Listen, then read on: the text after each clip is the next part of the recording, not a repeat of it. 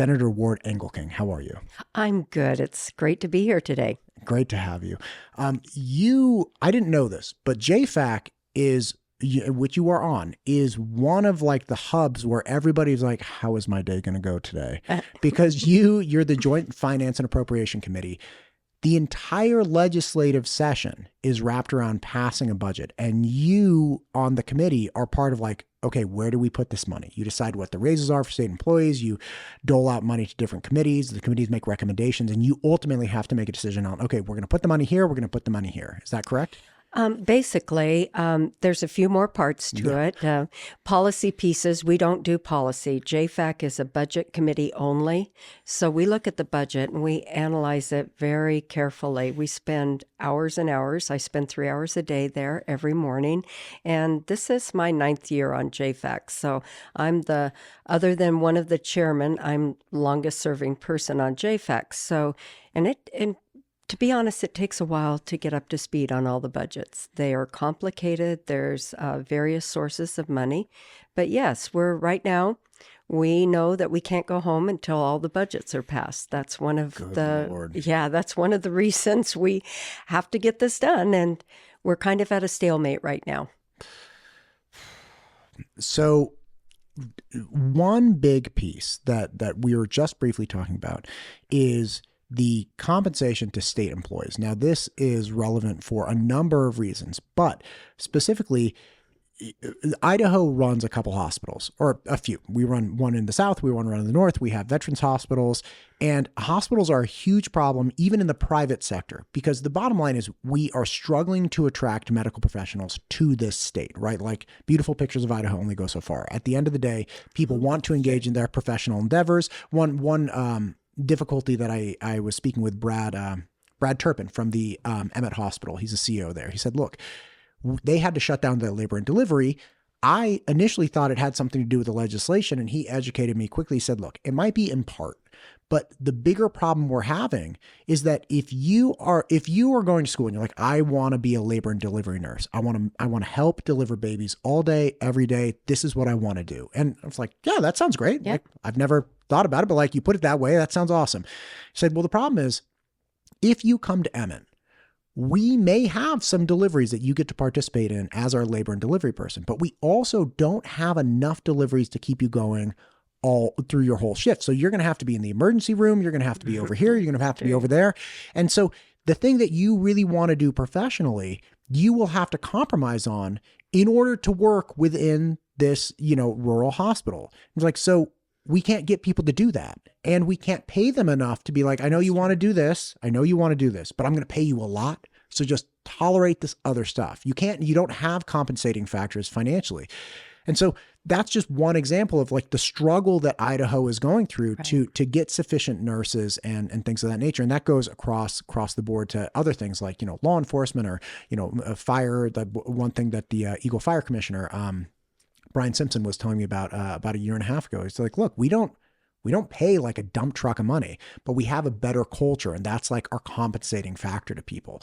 So what's our position as far as trying to attract and retain better people and pay competitive wages to get the best and the brightest and the most competent as state employees of Idaho? And I sit on the change in employee compensation and have for years. And we set, we make a recommendation to set the benefits for the state employees and also the salaries. And the problem is our mission is to get our state employees closer to market rate or market, what the market is paying, and also to make sure that we retain and recruit good people. So, and when I first started on that committee, we had about a 14% turnover. And now we have closer to 20% turnover. In some areas, it's as high as 37% turnover. So we're kind of going backwards. We're not making headway where we've got a trouble with recruitment. And part of the problem is state benefits used to be some of the best in the state, and now we're seeing city and counties and also private industry provide better benefits than we are. So it really is about compensation right now. We have great employees. They're dedicated. They want to serve Idaho. They love Idaho, but you've got to be able to pay your bills at the end of the month. So we were hoping to do a 5% increase. That's what the governor recommended, but we're kind of in a stalemate. There are some people that think we should give a flat raise of $1.55 per hour, not based on merit, even though our statute, our code requires that it's on merit. And there are others of us that said, wait a minute, that's good for the people that are at the bottom end of a salary schedule. It's not good for people that are making 70, 80,000 or more than that. In fact, it's quite a bit less than the 5%. And so, some of those people, there are engineers, there are IT people, there are doctors, there are nurses. We need to keep those people. We can't afford to do the training and then have them leave. Okay, the question for you. Okay, so if I'm to understand, you're saying, hey, look, wherever people are on the pay scale, whether you're making $40,000 or you go up to a very high skilled, high need, say a doctor working in one of the government hospitals, let's say they make 150. You were proposing, hey, let's do a 5% increase. So the person making $40,000 gets, the $2,000 increase, and the person making $150,000 gets, whatever the increase is for that, like the $7,500 or something like that. That's what the governor was proposing. Okay, great. And so then we compromised because we were trying to find a compromise. We said, okay, let's give $1.55 or 4% increase based at whichever's greater based on merit. Gotcha. So then for the dollar, let's say $1.50, just easy numbers. So for somebody making a $1.50 increase working 2,000 hours a year, that's a $3,000 increase, right? Gross dollars. So if I'm making $40,000 and I get a $3,000 bump in pay, well, bully for me, that's 7.5%. And, I'm not making that much money because I'm only making the 40, I'm not making the 150. And then for the person making 150, they get a $6,000 raise if you're doing the 4% off the 150. So essentially we slid it appropriately. So the person at the top gets something analogous to like inflation, essentially, just perhaps a tad more. And the person at the lower end, they might get a little bit more than inflation, but they're not getting like a dump truck. So you had that was ultimately the compromise of, okay, we're not just doing the 5%, we're giving the, proportionally a slightly bigger increase to the lower end person, but still a reasonable increase to the higher end. Right. And we ended up with a stalemate. Last year in JFAC, we changed the way we vote. You have to have 6 members of the House say yes, 6 out of 10, and you have to have 6 members of the Senate, 6 out of 10. There's 20 of us on the JFAC committee. So instead of having a simple majority, we have to have 6 from the House and 6 from the Senate. And frankly, we couldn't get 6 for the compromise on the House side. So now we're looking at, we're sitting there because all of the budgets, we need to build that into the budgets. We need to build in the state employees' salaries and the benefits. And and we also are kind of at a stalemate on the revenue projection. Some people, again, the House side, would like to have a higher revenue projection than the Senate is looking to do. We just have a different philosophy. When you say that, what does that mean? Is that essentially like this group of people say we should project that we have like a $5 billion revenue, and this group of people say no, we're really gonna, and it's not gonna be $5 billion, it's gonna be like $4.7 billion. Yeah, and those aren't the numbers. Yeah, sure, whatever they are. That's the philosophy, is that we looked at we spend. Whoops, whoa, falling apart here. Here, let's do this. Take it off. And then there you go. Okay. So you had a big clump of hair in the back that came forward. But I'm looking out for you. I'm trying. You're welcome. Thank you. You're welcome. We spent 3 days in this committee listening to economists and people and the tax commission and the counties come back and tell us, here's what we think the revenue is going to be. There's a lot of unknowns. It's always a guess because nobody can really absolutely tell you what the revenues are going to be. Sure. But we do know that we had a tax cut last year, income tax cut. We haven't seen the full result of that. We won't know till after April. So we had an income tax rate reduction last year. We also, and that was corporate and personal. We also know that sales tax are up, but we have some of our sales tax money going to what we call a tax relief fund, and it's all the money that's online sales. And so online sales is pretty high percentage of our sales tax, and Sure. so that's already kind of in a dedicated fund for at least for another year or so. So we don't know for sure, but with the way that everything is going and inflation, and who knows if we're going to have tariffs, who knows if what's going to happen on a national level. Many of us are saying, let's be a little more conservative. We've got, we know we've got a lot of bills to pay, and we're going to be, some of that federal money that we've used in the past is going to grow up. Dry up. There you go. It won't grow up, yeah. unfortunately, but it's going to dry up. That federal money is going to dry up. And we know that we have $8 to $10 billion in deferred maintenance for roads and bridges. We know we have $1.2 billion, and we're talking billion, in deferred maintenance for public traditional schools. So we know we have some costs out there. And to just kind of go down the road and say, well, let's go ahead and project a rosy picture, that's fine, I guess, but I get a little nervous with that, and I think some of my fellow senators are very nervous about it, and they said, no, let's back it up a little bit. Let's make sure that we're spending money within our budget, and that we're balancing our budget at the end of the day, and we're not going to come back and have to ask taxpayers for income. So, okay, question for you then. We only are supposed to have like a 3-month legislative session. All right. I think it's the 29th today? It's the 20th. So it's the end of January, whatever the day it is. It's the end of January. When you say you're at a stalemate, are you not allowed to start doling out money until you establish what an official budget projection and then the employee compensation for the state? And then you're like, okay, we have decided this is how much money we're going to work with, and this much is going to state employees, and this is how much we have to play with. So like, come forth and ask for your funding. Well, we've looked at what we call maintenance budgets, but we know they're not complete because we still have to add in the state employees' benefits and salaries. So they're not complete, and we still have some, but in reality, we can't build our budgets unless we have a revenue projection. We've adopted a revenue projection, just like you can't pay your bills at home unless you know how much money you have to deal with. Of course. So that's one of the key things we have to get done. I think we're getting closer. I think we've got maybe a compromise bill. But yeah, until we get those, I think we're all a little uneasy about passing a budget until everything that we know is essential is in that budget. Man, this is a wild time. So you guys are really like at the heart of the whole budget. Like that was one piece that I didn't understand last year as I was doing like a pathetic kind of like, oh, what's going on in our like state politics? And then everyone was like, no. JFAC is it. Like they're the budget people, like they're appropriations. And I was like, what do you mean?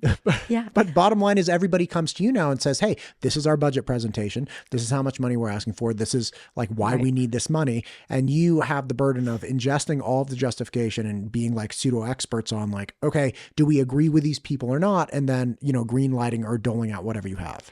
In essence, that's what it is, although it's a little more complicated, and we do listen to a lot of people and we ask a lot of questions, and we have legislative analysts that help us dig into the weeds on this and also run the numbers for us.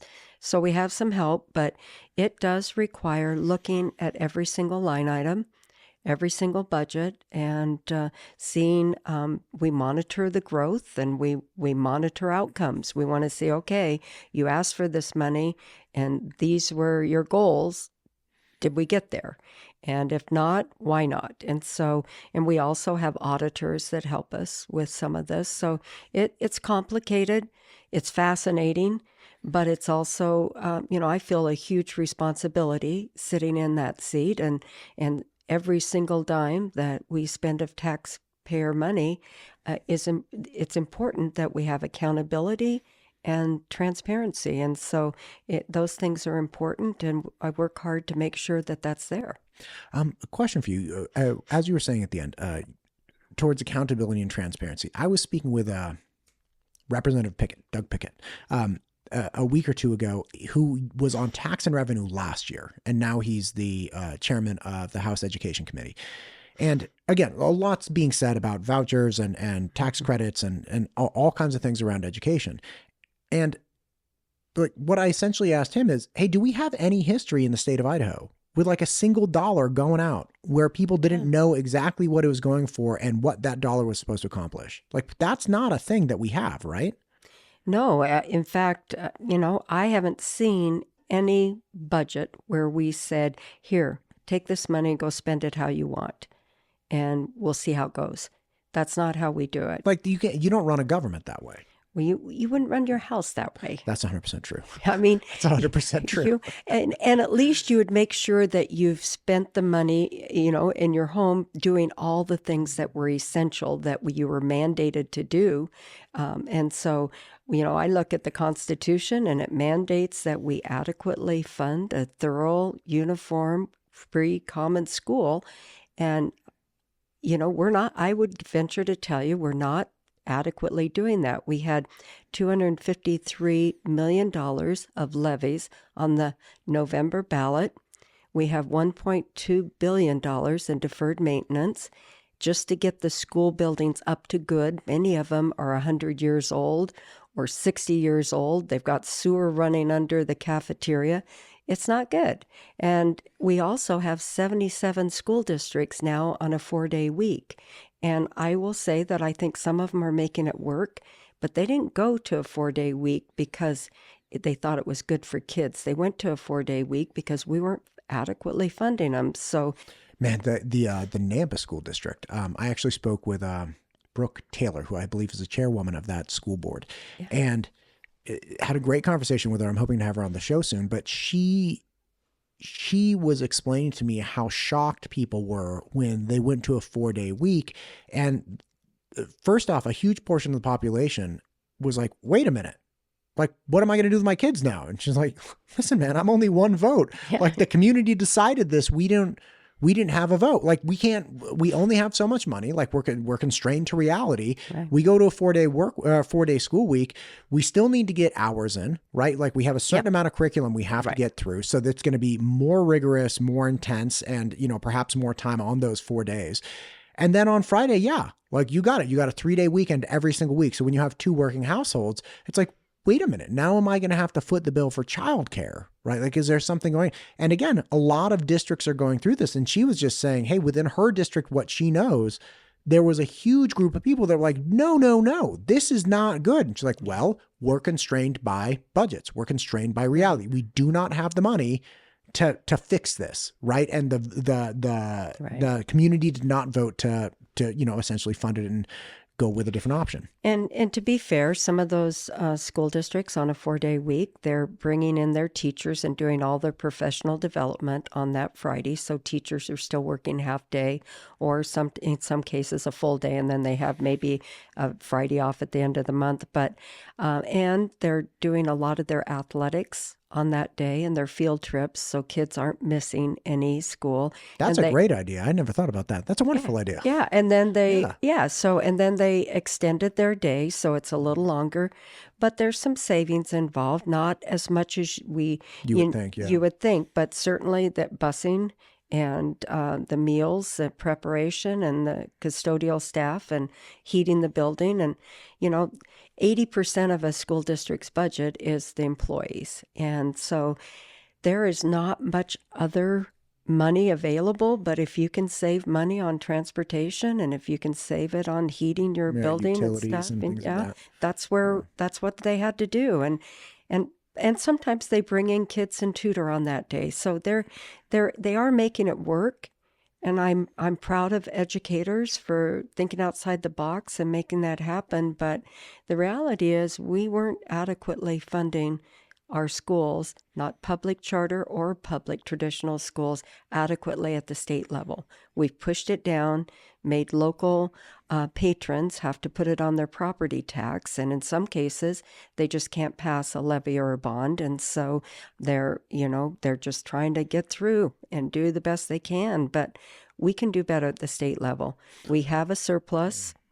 Right now we have the ability to put more into our facilities, our education facilities, and into our schools, and make sure that we're thinking outside the box and being creative and making sure that these children that need additional resources, special needs children, have those resources. We don't get the adequate funding from the federal government. Local school districts have to make it up. Okay. Can you explain something to me? And I spoke with Representative Galavis yesterday, and I've been trying to flush this out. Okay. So the state has a constitutional obligation to fund public education. Right. That is in our Constitution. Right. Article 9. Article 9. Okay, great. When did we go to the point where we're like, let the people pay for it? I think it's been a few years, but I think we used to have a three-legged stool, and we did property tax and sales tax and income tax, and we kind of moved away from that. We put some caps on things, and the state was going to replace some of that money, and we hit basically that's when we had a big, huge downturn in the economy, and the state had to cut back. And so education was one of those things that got cut along with everything else, but we haven't really totally restored what we cut. So because like in West Ada, for instance, we run bonds and levies or whatever. I always get them screwed. Bonds, I understand facility bonds, and then you have levies for learning and salaries and things like that. But like both are theoretically supposed to be covered by the state. Right. And every 2 years, there's this, the school district goes out with its hat and it's like, please give us this money. This is what we need the money for. And they like explain everything. You're like, there's transparency and whatnot. But the people have to decide whether it works or not. Now, I have not been here that long. Okay. Like I've been here just over 3 years. And in the time I've been here, one, I think plant facilities levy failed and one passed. One was like a 10-year really big budget and the other one was a 2-year and people went along with it. But my question is like, why, if it's a constitutional obligation, why do we let the community decide if we're supposed to do this or not? It's kind of like the state has a constitutional obligation to like law and order and safety. Okay. But we don't let the community decide if they're all about that law and order and safety. Like, we're just like, no. Like, well, we sort of do with fire and police. We say, so we sort of do, but that's true. Yeah. The fire in particular. Yeah. I spoke with Chief Tominski from the Star Fire District, and they're like, we have enough money for the building. We don't have enough money for the salaries. Our area is like doubled in population. And I think what happened is levies came about, they were called supplemental levies. Maybe a school, maybe a rural area, a community wanted to build an auditorium, or they wanted to build a baseball field. The state kind of said, well, maybe that's not our responsibility. Maybe that's the community. If they want that, then they can build it, but they have to run a supplemental levy. The problem is our levies aren't supplemental anymore. They're necessary to keep the doors open. They're paying for our paraprofessionals. They're paying for our teacher salaries, because in some areas they just, if you live next to Washington, like Coeur d'Alene, or next to Oregon, you're hemorrhaging teachers to a neighboring state that pays as much as $20,000 more a year. And so they're forced to pass a levy to pay their teachers enough to be able to keep them. They have to be at least somewhere in the ballpark, even if you want to stay in Idaho. Yeah, and a lot of them live in Idaho and teach in Washington or Oregon. So that's problematic. But I think even more than that, it's just been, we've had tremendous growth lately. And think about that. All the new students that West Ada has, they need new schools. They have to build a school. And it's expensive to build a school. It's, $5 to $10 million. But it's hard to put that on your property tax when you're seeing your property values inflate, and a lot of people are going, "Wow, I can barely afford my taxes now." Right. So it's our salaries haven't kept up with some of the inflation we've seen, and then with the population we're seeing, the growth, that makes it more difficult. And we have, to be honest, we have one of the most difficult bond.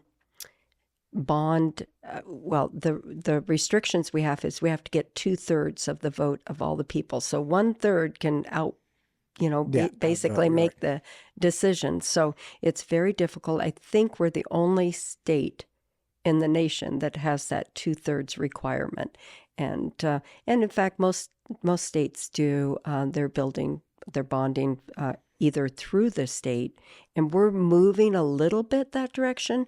We made some headway last year, and I was happy to see that, but we're still way behind. One more question. People have talked about the increase in state budget and the increase in spending. Are there any departments that have, like unceremoniously or unpredictably, in a fashion that you weren't expecting, like jumped up in expense, or like obviously we have our wildlands management. We had a horrible fire year last year, and Right. The governor has in his budget proposed I think it's a $50 million line item for increasing and dealing with wildlands and things like that. Is there anything else that is really jumping up at a surprising rate that people need to be aware of? Well, I think we've done a really good job of making sure all of our rainy day funds buckets are full. We've put extra money into fire suppression and also into water projects. And broadband, but most of it's been federal money. We knew it was one-time money, but we made sure that we set that aside for projects that will benefit our children and grandchildren for years to come. So we're in a pretty good place there. I think the one area that we're seeing probably escalation is with the new amount of people that we have in the state. Medical costs are going up, and it's just, we have a lot of the people that are moving here are actually retirees. And so those expenses are going up, but not alarmingly so, I don't think, but you'll see an increase in them. But the reality is it's somewhat based on population. Maybe you're seeing transportation, but that too boils down to we have a lot more people driving in Idaho than we did. And the reality is we used to fund our roads and the repair and maintenance on our roads and bridges with dedicated funds from a gas tax. But with cars that now get better gas mileage, and a lot of them are electric cars, we're not seeing the revenue bump up like it used to. So we've had to supplement that some with general fund money. So I think those are things that people talk about sometimes. But if you look at the growth we've seen, it's not astronomical. In fact, Gotcha. It's very much in line.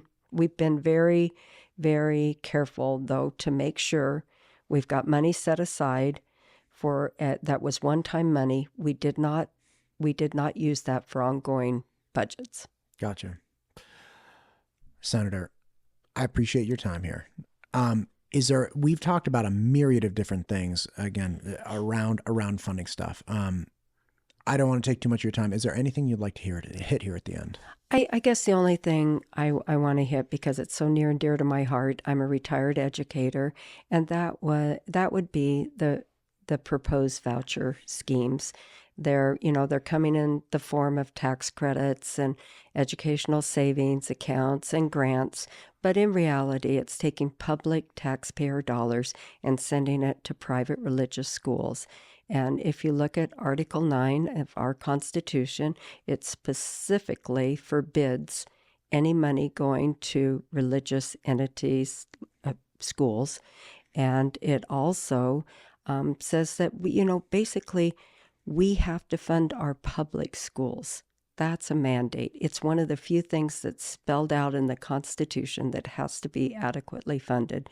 So to think that we have the money right now to help fund private schools and religious schools, and to send that money out with absolutely no accountability is, I think, fiscally irresponsible.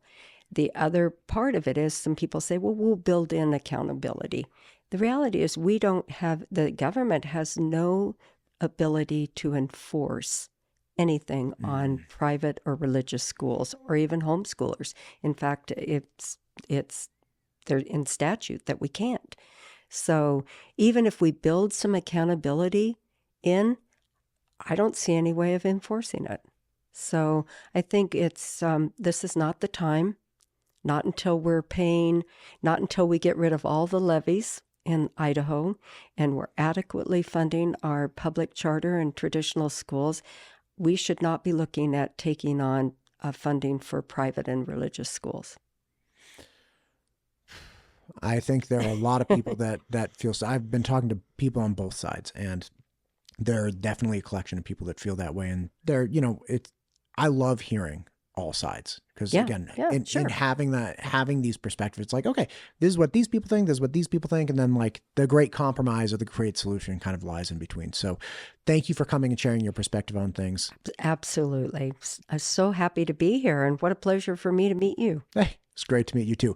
Let's do it again as we get towards the end. I would love to hear what, like details about how everything flushed out. How the budgets went? Yeah. That'd be great. All right. Thank you very much. Thank you.